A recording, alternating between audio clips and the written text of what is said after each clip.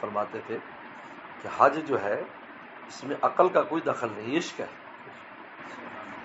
اگر عقل کا دخل ہوتا تو مکہ چھوڑ کر ہم کیوں جاتے؟ 5 دن مکہ سے باہر ہیں، 5 دن، اور 1 لاکھ کی نماز چھوڑ رہے ہیں، حرم کی 27 لاکھ کی نماز چھوڑ رہے ہیں حجی 5 دن، اور وہ وادی میں پڑھ رہے ہیں اور وہ میدان میں پڑھ رہے ہیں نمازیں.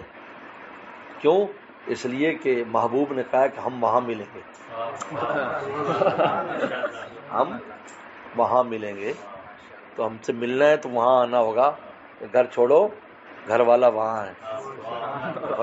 فرماتے تھے کہ صدر جہاں خیمہ لگا دے تو پھر صدارتی ہاؤس خالی ہوگا، ساری لائن وہیں لگی ہوگی جہاں خیمہ لگا. کوئی صدر صاحب آئے تو اللہ فرماتے بھائی وہاں آ جاؤ، شاہی مہمان خانے میں مینا میں وہاں آ جاؤ، دربار لگے گا عرفات میں، پھر وہاں سے ہمارے وہاں پہنچو، پھر شام کو نوازیں گے، جو درخواستیں بقایا رہ جائیں مزدلفہ میں فجر کے بعد سینکشن کراؤ،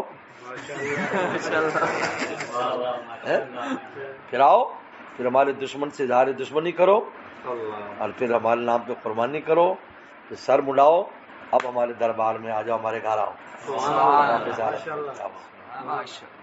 یہ ترتیب دیکھیے، اس میں عشق ہے، عقل کا کام نہیں ہے کہ پائے استدلالیاں پائے چوبی است. مولانا رومی فرماتے ہیں عقل کی جو دلیلیں ہیں یہ لکڑی کے پائے ہیں، پائے چوبی سخت بے تمکین است، اور لکڑی کے جو پائے ہیں یہ نہایت بودے ہیں، ان کو تو دیمک بھی کھا جاتی ہے، لوہے کو تو نہیں کھاتی، اس کو دیمک بھی کھا جائے گی، ایک چھوٹا سا کیڑے کھا جائے گا، ورنہ ویسے ہی ختم ہو جاتے ہیں.